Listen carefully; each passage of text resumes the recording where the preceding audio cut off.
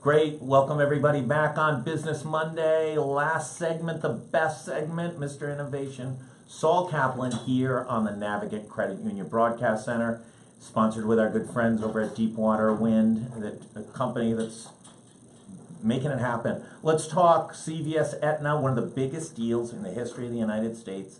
$66 billion acquisition is right there, ties for 11th in the last 15 years with Monsanto and Bayer, just to put it all in perspective.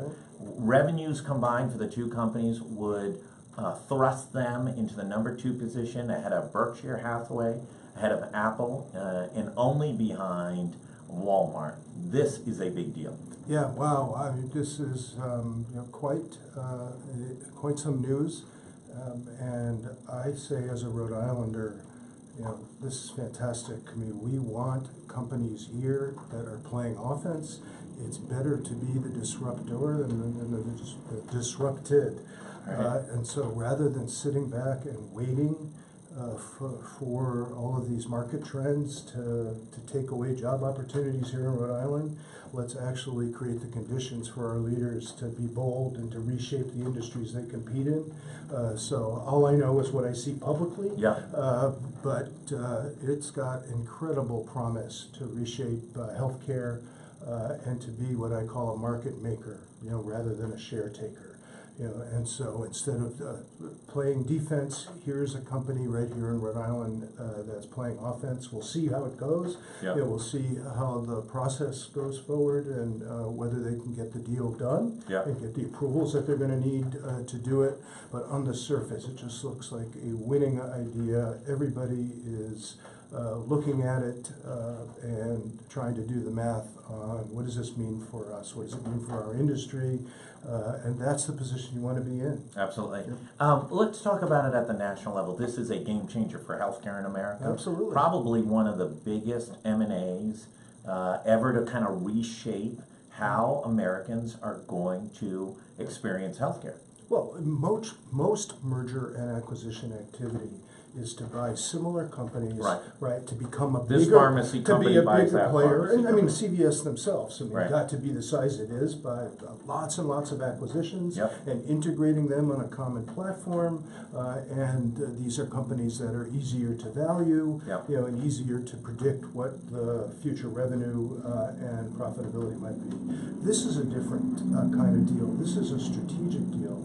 This is to reimagine the healthcare industry. This is to take advantage of all of the capabilities that CVS has built over these years, and to put them together with a company in a related industry, right, to reshape those capabilities, to change healthcare, to change how we take care of ourselves and our families. And so we don't know how that's going to shake out.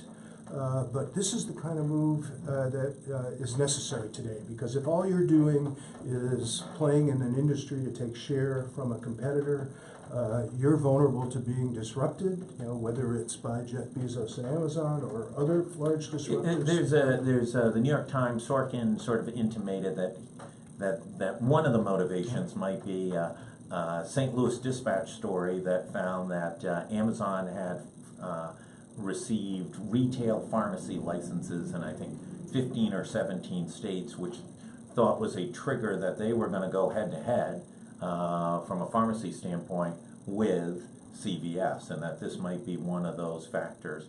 Let me ask you a little bit of a question though. The legacy of CVS is a retailer. That's a very difficult transition from being a retailer to being a healthcare innovator. Yeah, well, they've already established the track record for doing it. If you really look at CVS, with Caremark, the retail is their core business. But when they bought Caremark and they went into the PBM, the pharmacy benefit management business, that was a similar move. It was a related but very different business, a completely different business model, and they created that wave and rode that wave, created a lot of value for customers. for employers that were trying to manage drug benefits, and for their business and for their shareholders, right? And so this is a move like that. This is a move to go into what kind of capabilities could we add in an adjacent space in our industry, defining it as healthcare rather than just the drugstore business, right? This is a way to play offense. I'm anxious to see, like the rest of us, I'm anxious to see what they do with it, but it makes me proud as a Rhode Islander to see a company headquartered here that's going to play the innovation game. This is what you and I have been talking about, since we started having these conversations. And it has the potential of being an HQ too, to some degree. Well, it has the potential to be not only a large deal and good for CVS and all of its stakeholders, but it has the opportunity to be good for us in healthcare nationally, right? If they can play with the parts and reassemble them to transform the customer experience, right? Now they've got, they would have incredible capabilities in the insurance space and the actuarial space to be able to take risk and to manage risk around healthcare, combined with their incredible distribution and understanding of customer and what it takes at the customer level. I just think there's a lot of things that they could do with this, and they could unleash a lot of new value this way. So I think you have to play the game this way today. And so I'm glad to see it. And in Rhode Island, this is what we want. We want our companies to get stronger, to be more competitive, to open up new markets, deliver new services, because that creates better jobs in the headquarters. So if you ask me, is it the HQ2 deal? Yeah, well, it's a big headquarters, and it's in Rhode Island's best interest to make sure that they keep expanding that here.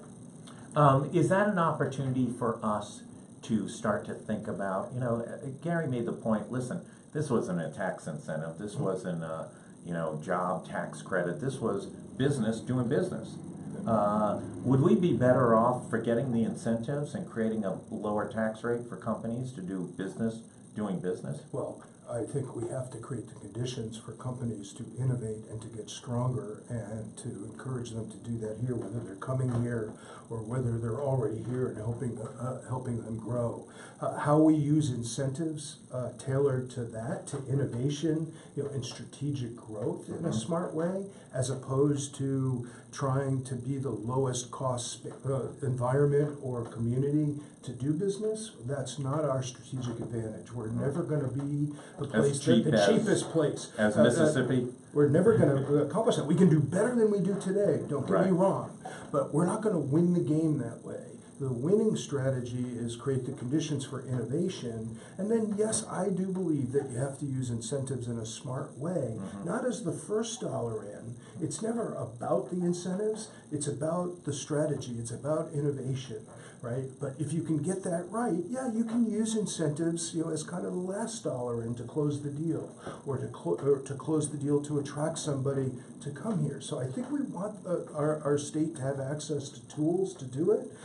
If you asked me, if I had $1 to invest, yeah, I would put most of it into creating lower rates, in a more attractive climate for everybody, and I would keep some of that dollar available with really smart incentives that we can hold ourselves accountable for getting the kind of return that we want. But if you're playing the lowest cost provider game, we lose every time. We're too small, we don't have a big enough bucket of incentives, and we can't keep filling that bucket up with more incentives unless it creates the strategic kind of change that we want, which are companies that, like what we're talking about today with CVS, are going to innovate. They're not afraid to change the game because they know that's how you stay in front.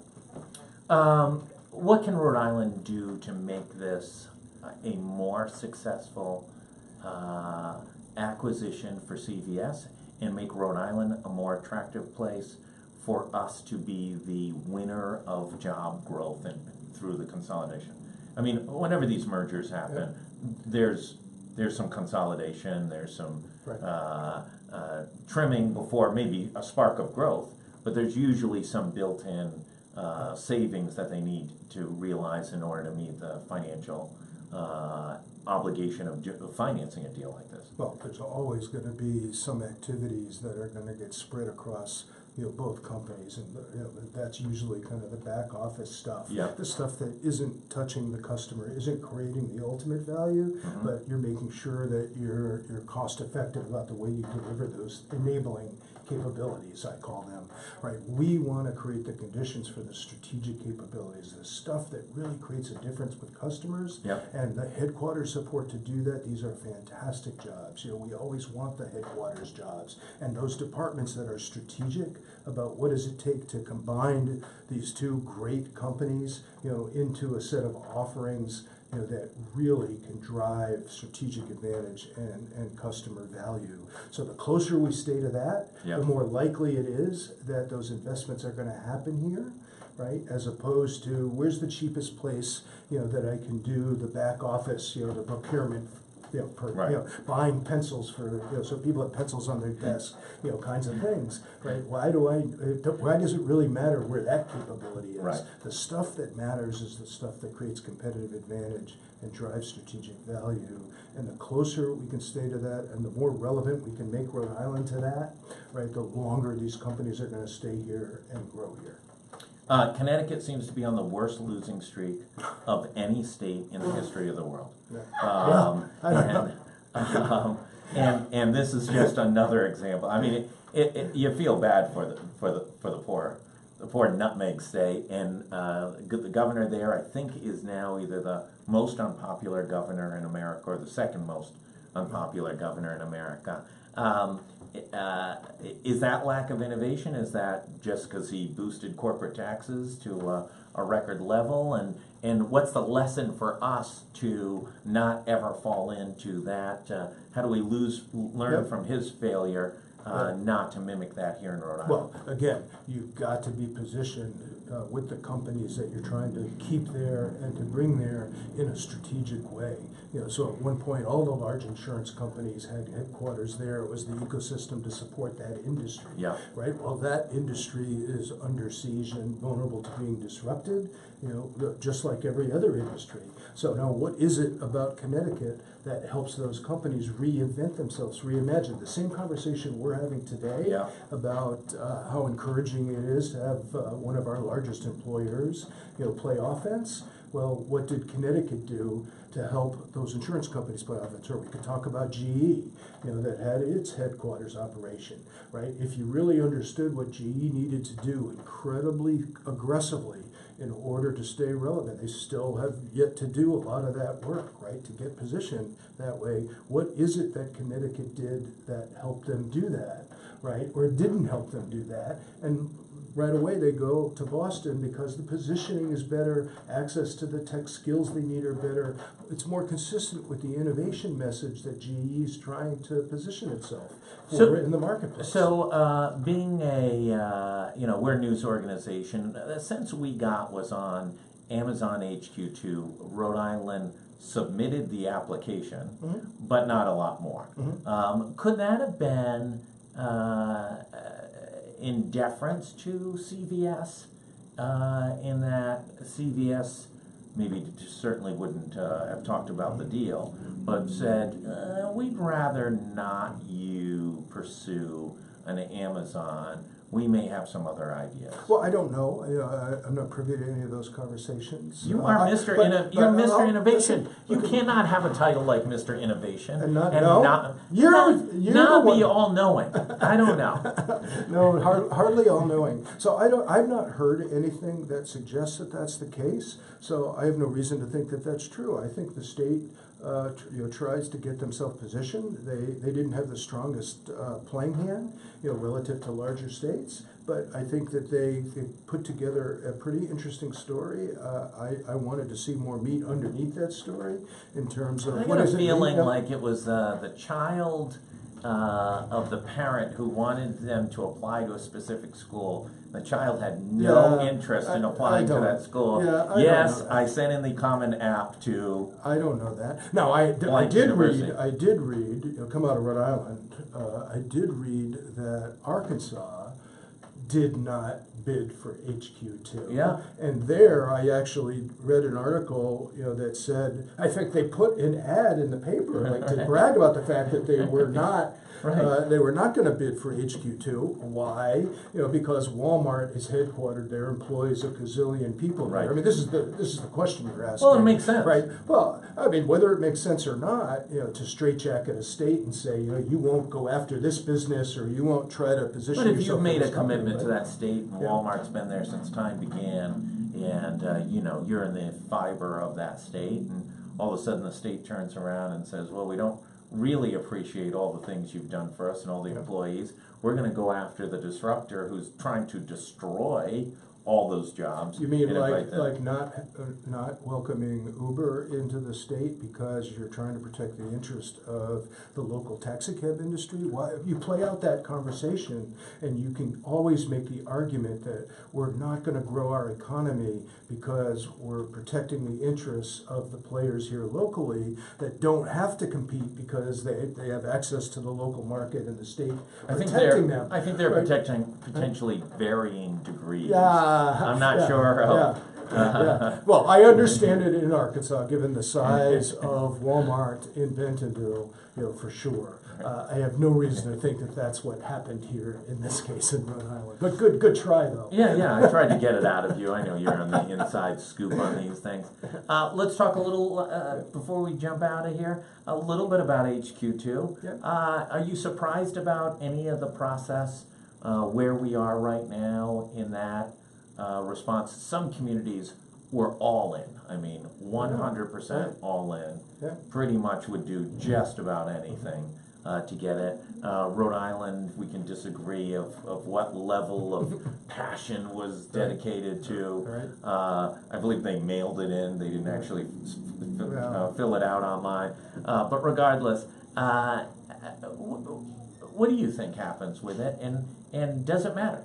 Yeah, well, we'll see what happens with it. I think that Amazon is milking it for everything it can. Brilliant right? PR. Because it was a brilliant move to enlist a lot of communities around the country in demonstrating an interest in playing. Yep. Right. And 230 so that's something. Very smart. Right? Yep. 200 plus communities went after this. They're not going to be in any big rush. I think they've said themselves they're going to go through a pretty methodical process. One of the strategic reasons for them doing it, we've already talked about innovation, and where is the community that's going to help enable innovation the most. But they also needed to expand their political footprint. They need access to other parts of the country. It's very smart for them to place some bets in other parts of the country, right? So they can access talent and they can increase their political footprint, instead of relationships. So they've got more influence and clout down in Washington, which they're really going to need, as Amazon continues to disrupt across the country. So I think it was really smart. We'll see when they down select, which is the typical thing to do. Right. To go from 200 plus, down to here's 6 that we're going to take to the next stage. And I think what happens, for Rhode Island or any other state, is they wait and see if they can get to a down select, and then they put a lot more effort in, from there. We'll see. You know my opinion. I thought we should have played it regionally, but we didn't. I think we put a nice, kind of cover on this thing. I think the lively experiment idea is the right idea, but there wasn't enough meat on what we were going to do to make this a place for lively experiments, which plays to the reinvention and innovation and the constant experimentation, that Amazon does to delight their customers. Right? We could play to that a lot more than we did in our bid, but you also know there's some parts of what we did that I really liked. The collaboration with leaders from the larger companies here that put money on the table and helped them put a professional package together. I think we can do more of that. And I really love their approach to talent and the idea of connecting the dots amongst our 11 colleges and universities. And you've heard me say that that's a good idea. We should do that regardless of whether we move forward on the HQ2 bid or not. So there's some good that happened, and we need to build on it. And let's see what Amazon does next. And let's leverage that progress to continue to both help companies that are here, like a CVS, Right. continue to grow here, and use that in our pitches. Every pitch should get better than the one before it. And we as citizens here should see that transparently, so we can see that the caliber of our pitches, right? How do you position the incentives knowing that we're not going to out-incent anyone? How do you position them in a smart way?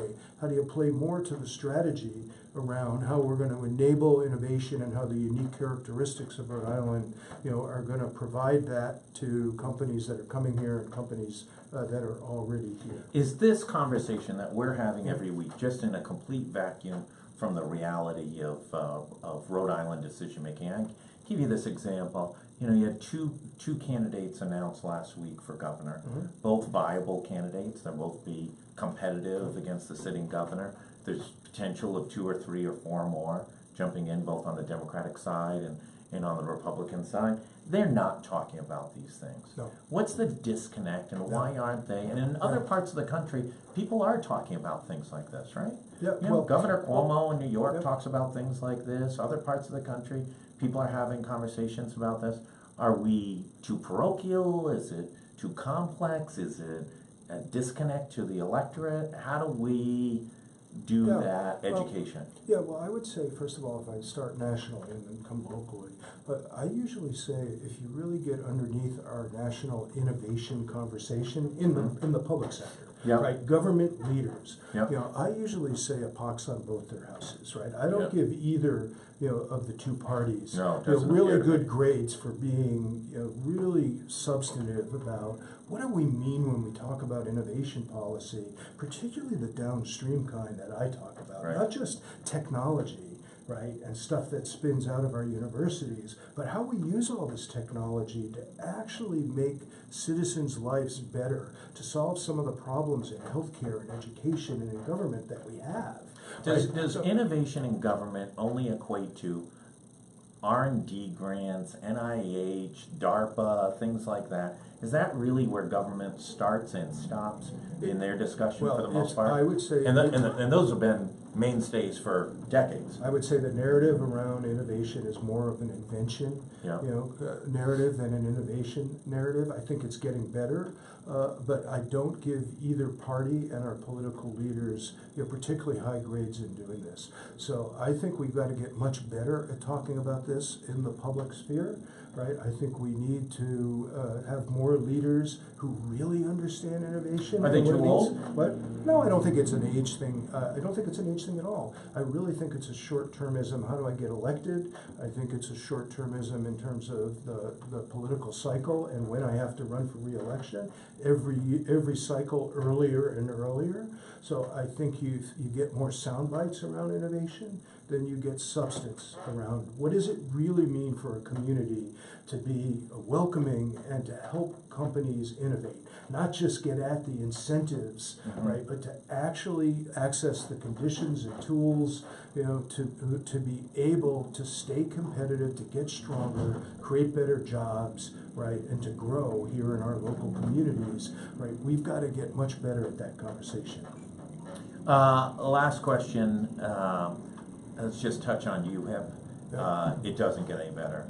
We're a year at it. It looks like the federal lawsuit filed by the ACLU relative to food stamps, and that uncovered that literally piles of applications were not going through the Deloitte process.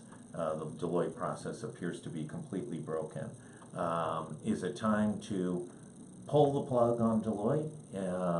There's a realistic chance that a federal court judge, Will Smith, could force this into a special master kind of situation. Just say, I'm sorry, Governor, sorry, State of Rhode Island, you're inept at managing this, and we're going to put somebody else in charge for some adult supervision because poor people need to eat.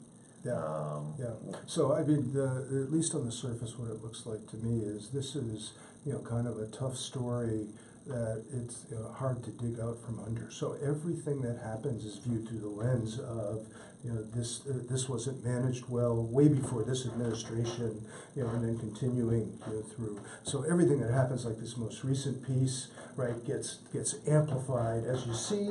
They couldn't get it right, as opposed to let's uncover every system, every Well, part of the challenges, problem right? though was it got uncovered, and Yeah. then it was getting fixed, and then there was all this PR about, oh, we've dropped the backlog, we fixed this, we fixed No, I this, know. we fixed this. Yeah. So part of it was Yeah. an Oh, I expectation know. issue that it was getting better, and in fact, it's not getting better. No, I know. It's the same, if not I worse. know, but I will still, look But at at it what and say, point- wait a minute, so we found out, that there was a challenge in the system. My question is more, how do we recognize when there are challenges? How do we mobilize around fixing them? Mm-hmm. How can we have a conversation, with the people that are dependent on these systems and the people who support them? And so there's always going to be problems. You do big complex things are going to go wrong. It's not that you can prevent things from going wrong, Right. but it's how you talk about them, how you fix them, how you create credibility to be able to fix them. And this is what we're trying to dig out of here in a lot of these big systems, right? Because they weren't set up right in the beginning, and then it keeps that narrative keeps building, and then you can't work your way out of problems any longer. So I think that you've got to isolate these things, fix them. We should be asking, put the problem there, how are we fixing it? Would you pull the plug? First of all, I would not pull the plug. If you actually look at what Deloitte has committed to do to try to help us work out of this, right? If you pull the plug on that, I mean, you better have a solution in parallel Should to we what you're be going to do building a about it. parallel system and try and Well- work around it and then pull the plug? I believe that we're far enough along where we should see this thing through and fix it. If you ask me what we should have done a long time ago, I mean, I think you've heard me say this, right? Why is it that we have to build these systems, stick build them from scratch? Like the solution here in Rhode Island is so unique compared to what's happening, in the rest of the states around the country. Why is it that we're not getting access to more of this capability in the cloud, right? Offsetting the risk so that it can be updated more quickly, and that there are players who actually know and do this for a living are creating these capabilities. Yeah, if you need to configure it for Rhode Island, yeah, there's a front end that has a Rhode Island thing on it. Right. But on the back, these solutions are not so unique here in Rhode Island. Deloitte Right? We could spent have too never- much money to build a big system that was too complex. We should have done it a different way. We've got to wrap it up. I tell you one thing, Deloitte never could have come up with the level of innovation of jelly and cream cheese on a Ritz cracker. No one ever could. Yeah, there you go. I want to thank everybody. Mr. Innovation, we've covered it all. He has fixed everything. Tomorrow, Ava Gaudette at 3 o'clock with Arts and Entertainment, and then Kate Nagel back on News and Politics. There is an endless plethora of news and politics going on, and we look forward to seeing you back. I want to thank everybody for tuning in from the Navigant Credit Union Broadcast Center and with our friends at Deepwater Wind. Thanks very much, and we'll see you tomorrow. And we'll see you tomorrow. And we'll see you tomorrow. And we'll see you tomorrow. And we'll see you tomorrow. And we'll see you tomorrow.